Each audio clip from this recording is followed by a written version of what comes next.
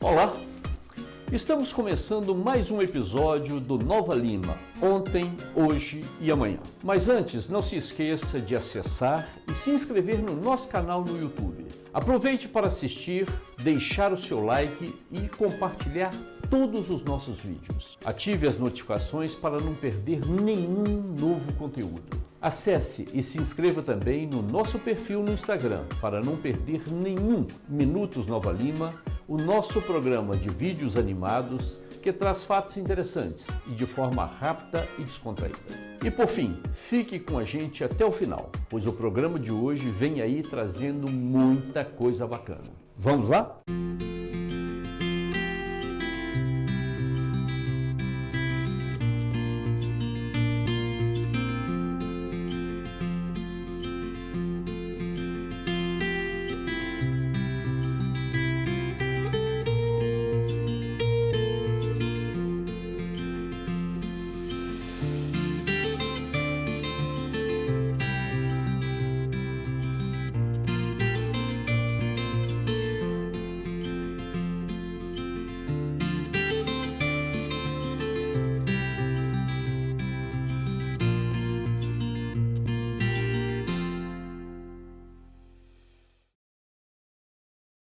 Muito antes da chegada dos ingleses aqui em Nova Lima, a riqueza e abundância dos recursos minerais do Brasil já chamava a atenção, encantava e inspirava os sonhos e esforços dos exploradores que se aventuraram por aqui. Naquela época, a disputa entre Portugal e Espanha para ampliar os feitos e conquistas e, consequentemente, expandir os impérios, atiçava e, de certa forma, patrocinava o ímpeto e as ações de exploração.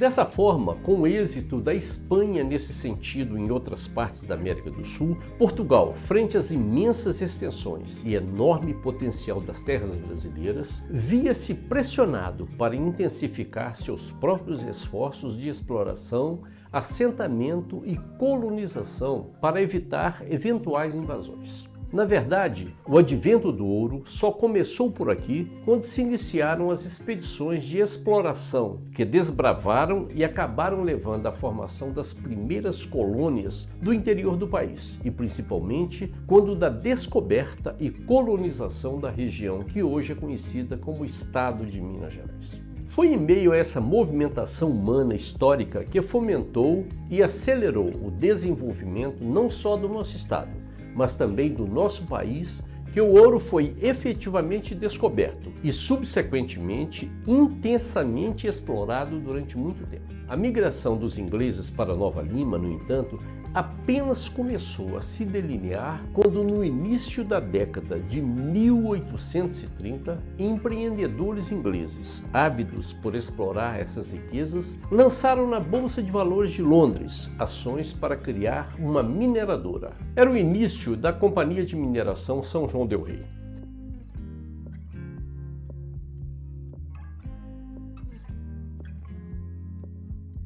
As operações dessa empreitada se iniciaram na cidade de São João del Rei, onde a empresa acabou tendo uma atuação frustrada e, com isso, transferiu-se para Congonhas de Sabará, hoje Nova Lima, onde finalmente prosperou com a exploração de ouro em larga escala, principalmente nas minas Grande, Velha, Cuiabá e Honório Bicalho, dentre outras.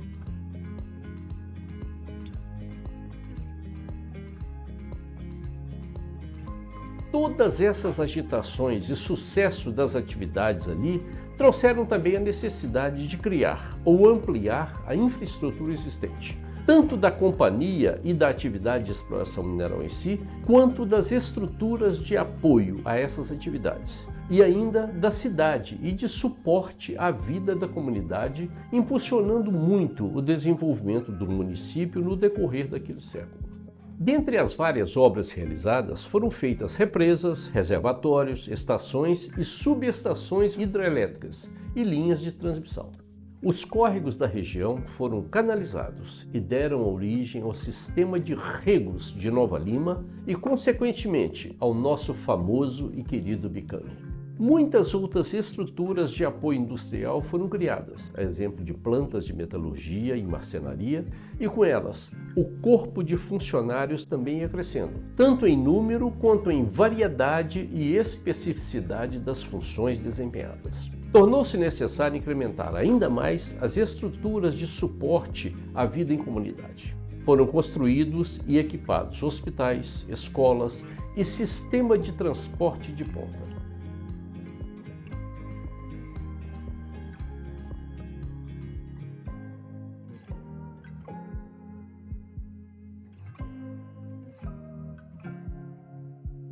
Surgiram matadouros, frigoríficos, armazéns e vendas.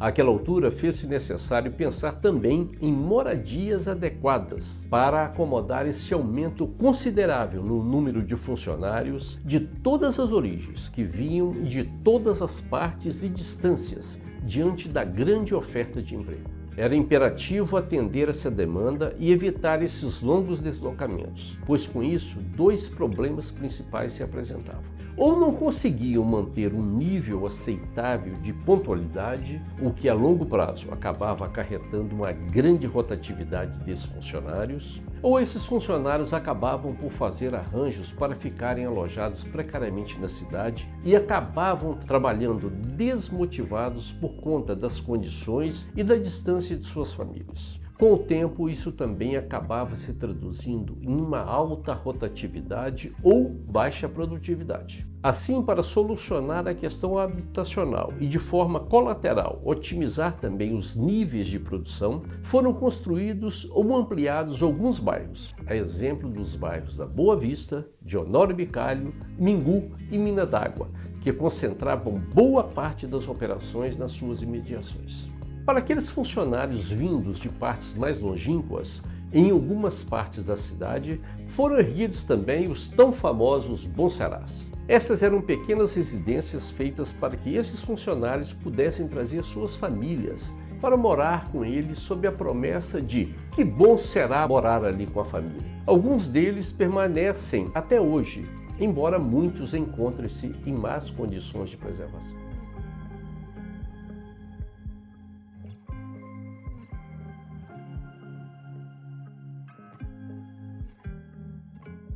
Mas ali havia também os funcionários incumbidos de cargos mais estratégicos e de comando. Eram eles os funcionários do mais alto escalão e vindos diretamente da Inglaterra.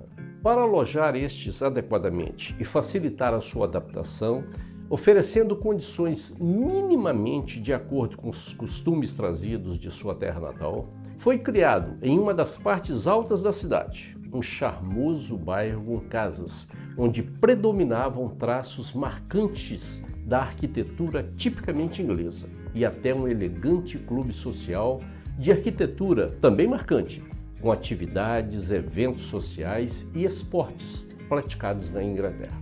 Este distinto e pomposo bairro criado ali também permanece até os dias de hoje e ficou conhecido como o Bairro das Quintas.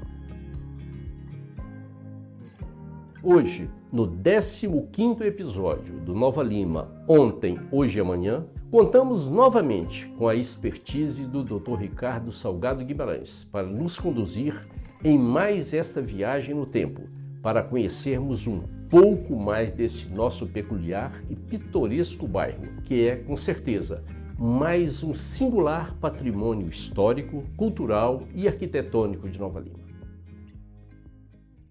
Doutor Ricardo, mais uma vez, muito obrigado pela sua presença aqui no nosso estúdio. Vamos falar hoje de um dos pontos icônicos da cidade, que é o nosso Bairro das Quintas.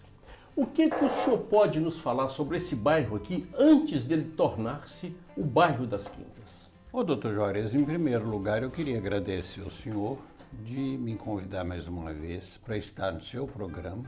É um programa que está levando história e cultura para o povo da cidade. E eu acho que isso é muito importante, porque se a gente não se preocupar um pouquinho com a história, ela morre, ela some. Falar do bairro das Quintas, para mim, é um prazer muito grande, porque, primeiro, que eu moro lá. Mas para a gente entender o quê? Por que Quintas? Quintas é uma palavra portuguesa, não tem nada a ver com o inglês. São pequenas propriedades, ou chamadas herdades, como eles têm em Portugal até hoje. A fazenda do Morro Velho, que ela começava nas margens do Rio das Velhas e terminava na crista do morro da Serra do Curral, isso tudo era uma fazenda. Foram sesmarias. Para quem não sabe o que é sesmarias é uma área de terra que tem 18 quilômetros de fundo com 6 de largura. E o pai do Padre Freitas, ele com negócio com a coroa portuguesa, ele adquiriu várias sesmarias das nossas capitanias hereditárias. Ele pegou e ficou, era uma fazenda imensa. Ele veio para cá, construiu a casa dele, que é a Casa Grande, que hoje todo mundo em Nova Lima deve conhecer, é uma casa de fazenda. Lá ele produzia milho, produzia fubá, produzia arroz, tudo isso. Nós estamos falando um pouco antes do século XVIII. E ele era um fazendeiro. Quando foi descoberto o ouro foi descoberto porque o Ribeirão do Carrapato, que hoje se chama Cardoso, ele passa atrás da fazenda. Consta, isso é tradição oral, que um dos filhos dele foi andar no rio e chegou em casa, era pequeno, com a pedra amarela. Ele olhou e viu que era ouro.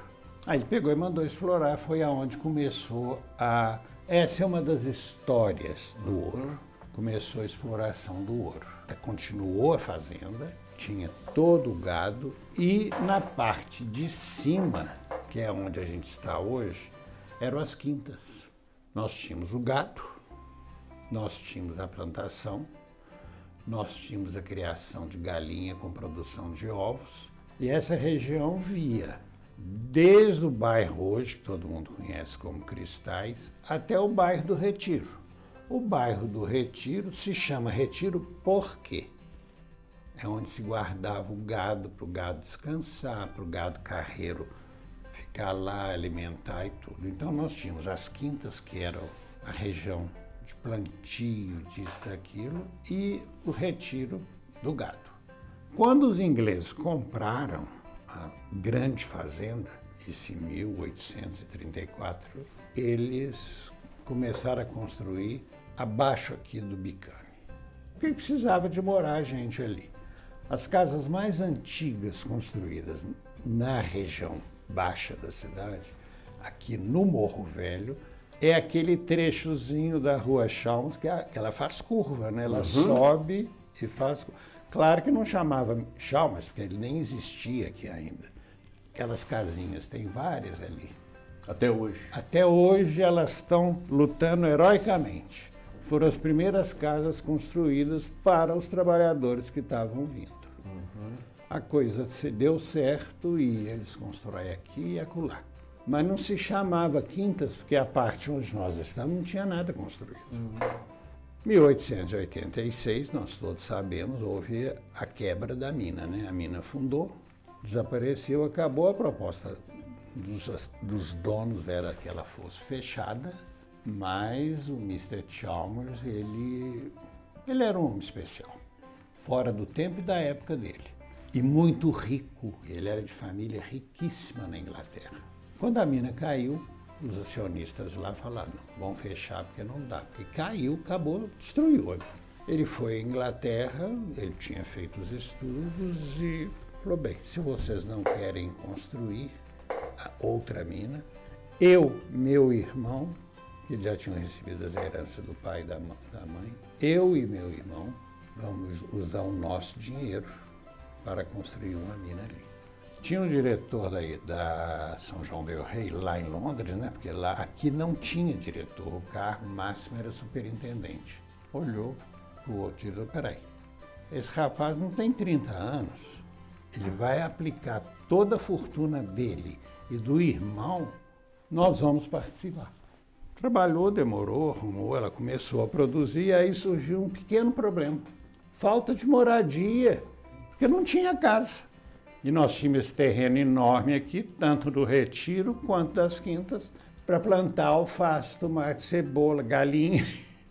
O que ele fez? Ele transferiu isso tudo para a fazenda do Bela Fama, lá na região Bela Fama, atrás, e fez um projeto, um quadrado. E ali ele construiu as casas. Quer dizer, isso no bairro Quintas? No bairro das Quintas. Porque lá no bairro eram casas de vários trabalhadores da fazenda, que eles foram transferidos para Bela Fama. Construíram. Cada quarteirão desse aqui varia de 9 a 12 casas. Elas são mais ou menos iguais e é um quadrado. Desce aqui, olha ali no Rio Grande, que é aqui para cá. E as casas estão aí até hoje. E eles fizeram um critério, que era um critério muito usado na Inglaterra. Se você era diretor, você morava numa casa um pouco maior e ela era pintada normalmente de amarelo claro. O capitão da mina morava numa casa um pouco menor. Aí já era castanho. Castanho esse que era feito na mineração Morro Velho, essa tinta. As áreas de chefia, por exemplo, hospital, era tudo verde, feito no Morro Velho também. As casas tinham as cores de acordo com o cargo que a pessoa... A carga tinha, às vezes a casa tinha um quarto a mais. Não, um detalhe interessante que eu percebo aqui, desculpe me interrompê-lo, é também não só o tamanho das casas, mas o tamanho dos terrenos. Isto é um padrão de construção inglesa, que eles têm sempre o jardim e um quintal para se plantar verdura. 3, 4 vezes por ano, concurso. Ah, eu já ouvi falar nesses concursos. Tinha concurso de flores, tinha concurso de verduras, tinha concurso, enfim, várias coisas, inclusive da nossa famosa queca. O concurso era feito aqui no Clube das Quintas. Você levava a queca, tinha uma inglesa lá na porta do clube, ela recebia, ela identificava e punha um número. Ninguém sabia de quem era aquela queca, só ela. E o fato é que ia e tinha uma festa, todos provavam da queca. Os jurados, eles provavam da queca, faziam todas as avaliações, davam as notas, queca número 1, 10, queca número 2, 4. Iam fazendo esse número. Quando acabava tudo, esses números eram passados para a inglesa, que estava com os números, e aí ela identificava. E a São João del Rei fazia questão absoluta de dar um prêmio para a pessoa. Logo a seguir vinha o concurso de flores. Curiosamente, muito pouca gente sabe disso. Flor, os brasileiros podiam participar. Doutor Ricardo, me fala uma coisa aqui que me deixou uma curiosidade. O senhor falou o bairro das Quintas e falou o bairro Retiro. O que os separa? Hoje, uma separação muito nítida é o Bicame, porque esse bairro são os bairros muito antigos, então não existia o Bicame. O que era o coração do bairro do Retiro era a igreja de Santo Antônio, que está lá até hoje. Ali era o Retiro. Com a construção do Bicame, o Bicame separou. É uma linha divisória. É uma linha divisória. O Retiro para lá e Quintas para cá. O Bicame era aquela linha mestra. Mas o que marca muito o bairro das Quintas é o estilo das casas. É um estilo bastante peculiar. Isso?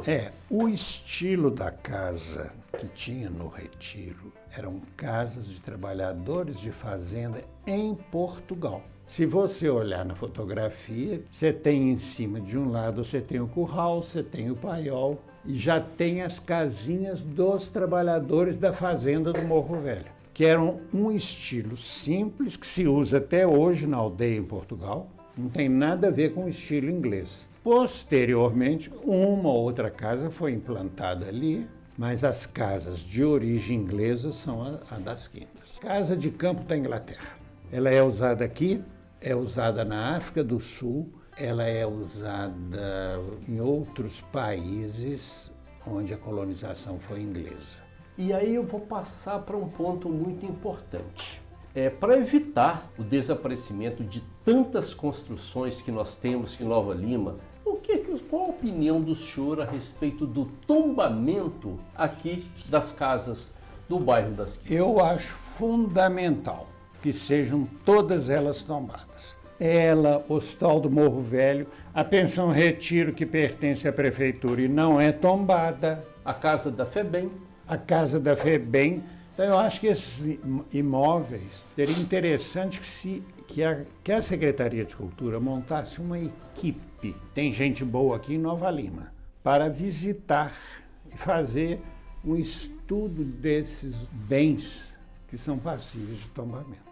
E eu quero deixar bem claro o seguinte, eu moro numa dessas casas e sou favorável ao tombamento. Isso faz parte da história de Nova Lima. Né? Do Brasil, não é de Nova Lima, não. Um detalhe, nós temos casas belíssimas. Lindas. Aqui. Lindas, lindas, lindas. Estão né? desaparecendo. Então eu tenho comigo que nós precisamos preservar Eu concordo. essas construções. E um detalhe interessante, que isso vai servir inclusive para um segundo momento de Nova Lima. Nós sabemos, já falamos aqui para diversas pessoas, muitas pessoas vivem falando isso, que o ouro não dá duas safras. Não. Eu tenho para mim que o primeiro momento agora, depois do ouro, é o turismo. E essas casas, evidentemente, irão atrair os turistas para... Já estão atraindo. Há uns anos atrás, eu recebi a visita aqui, na minha casa, de uns amigos nossos da Inglaterra. Eles moram nos Estados Unidos. Ela é neta do Mr. Chalmers. Ela desenha para livros em Washington. Quer dizer, gente culta, gente que tem uma cultura, que tem conhecimento e tudo. Eu fiz uma lista. Eles queriam ver aonde o Mr. Chalmers tinha passado, porque era avô dela. Nós não conseguimos ver 40% de tudo que tinha. Casas que têm significância para você e para o povo. O que é o povo? É uma coxa de retalho, a sua história do Rafael, a minha. E você monta aquilo, é a história de um povo.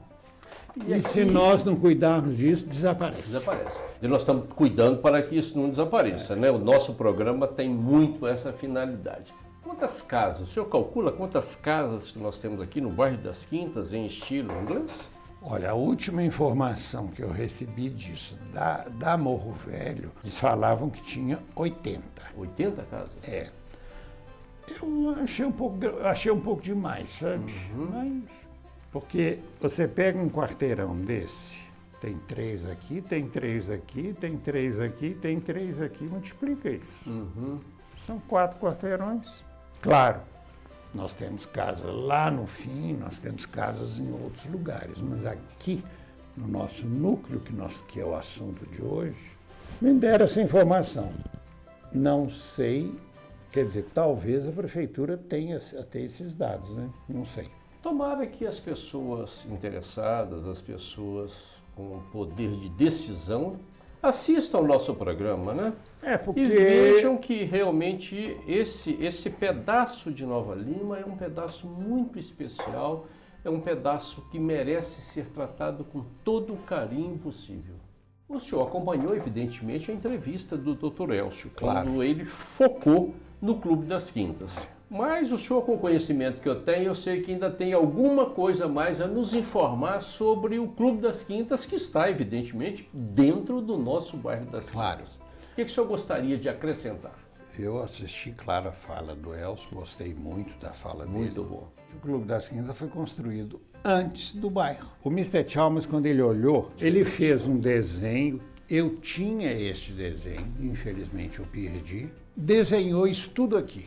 E o que ele precisava? Porque ele estava mudando a Morro Velho. Lá daquele lado de lá do Vale da Boa Vista, pro lado de cá.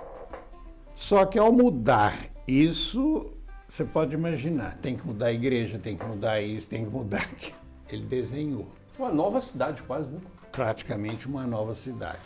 E ele fez o desenho, então a primeira coisa que ele construiu foram pequenas casas abaixo da Ubicame, aqui para baixo.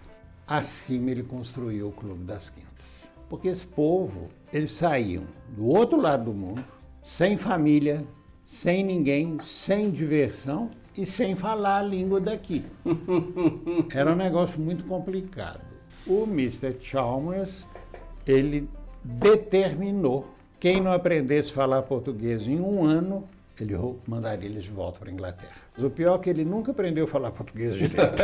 Falava, mas era um português meio macarrônico. Mas era a exigência. Aí ele construiu o clube e aí, a seguir, acima do clube e ao lado esquerdo, ele construiu as quintas. Quer dizer, ele tinha uma preocupação. Então as casas ficaram prontas aqui e foram sendo construídas ao longo do tempo. Demorou 40 anos para ficarem prontas. Já não foi com ele. Mas o projeto foi seguido rigorosamente pelos sucessores. O primeiro foi o filho e depois outros, né? Construiu aqui. Quer dizer, ele fez aqui e foi fazendo daqui, dali, dali. E aí os ingleses foram mudando para aqui, para ali, e foi introduzindo as coisas sociais. Outra coisa que não podemos esquecer deles é a Boa Vista. A Boa Vista é o nascimento, basicamente, da cidade de Nova Lima, porque uma coisa curiosa, essa região que nós moramos aqui chamava Morro Velho. Nova Lima é lá na Igreja do Bonfim. E não tinha estrada que ligava um para o outro, não. Essa estrada que a gente desce aí, existia, não. Era trilha de terra. Mamãe, ela chamava isso aqui de Morro Velho. O Bill Chalmers, ele chamava. A minha casa era Morro Velho. Mas o senhor me fez uma posição aí bastante interessante. Nós falamos sobre as quintas, o senhor vem e fala sobre a Boa Vista. Que o Monserrat mais preservado que nós temos está lá na Boa Vista. Aqueles Monserrats, a maioria absoluta deles, eles foram construídos para funcionários do Hospital do Morro Velho. Sim. Eu conheci vários, seu Patrocínio, Teca, seu Moreira. Tem uma senhora que o senhor comentou conosco quando nós falamos sobre o hospital. Tinha uma senhora lá que o senhor mencionou o nome dela. Maria Pertence. Possivelmente. Ela morava na Boa Vista, aqueles Monserrat. E aqueles Monserrats... Que tinha uma descida até o hospital. Tinha uma escada, eles desciam para o hospital e trabalhavam ali. Tá lá. Nós temos um grupo de pessoas ali dentro da Boa Vista que luta heroicamente para preservar. E eu acho que a gente tem que apoiar. Sim, como nós estamos apoiando a questão do cemitério dos ingleses, que também é um cemitério dos escravos. Ambos estão ali no Não estão ali, quer dizer, isso vai se perder? Não pode. Nós temos pelo menos 2 Dom Quixotes aqui, né, doutor Ricardo? Olha, ô Juarez, a gente... Se não sonhar, sonho que eu sei que não conduz a nada, é só sonho. Vamos encerrar então a nossa conversa, pegando as coisas. Sonho que se sonha só, é só um sonho que se sonha só. Mas sonho que se sonha junto é realidade. E agora já tem um grupo de pessoas lá no cemitério que nós participamos para ver se a gente consegue fazer um restauro no cemitério, porque... Nós não podemos perder uma coisa. Esse povo não veio aqui só para isso. Eles escolheram, isso tem no meu trabalho, eu escrevi, o lugar que você nasce é um mero acaso. O lugar que você escolhe para viver é escolha. Então a gente não pode... E você vê, nós temos 400 pessoas enterradas ali. Vamos descartar como lixo? Não podemos. Doutor Ricardo, muito obrigado por esse bate-papo. E se a gente continuar conversando, a gente não acaba, né? Mas eu não vou esquecer que o senhor trouxe um presente para o nosso programa. Espero que você goste. Está fazendo hoje, um ano, né? Eu sei que foi em maio, mas... Foi em maio. E nós não iremos trocar presentes dessa vez, porque nós já o fizemos, né? Mas o senhor nos surpreendeu aqui com um presente para o nosso programa. Espero que você goste. Olha só. Muito bom. E vamos tomar um vinho depois, comemorando esse primeiro ano do nosso programa. Mais uma vez, muito obrigado. Eu acho isso lindo. Eu falei, Juarez vai gostar. Com certeza. Porque é uma coisa moderna, mas o nome do programa é Ontem e Hoje. Então e amanhã. Ele vai seguir, né? Isso aí. Muito obrigado, doutor Ricardo. Meus amigos, chegamos, infelizmente, ao final de mais um programa tão gostoso, onde nós, mais uma vez, absorvemos a cultura, o conhecimento do nosso doutor Ricardo. Mas um novo programa já está no forno. No próximo mês, contamos com a presença de todos.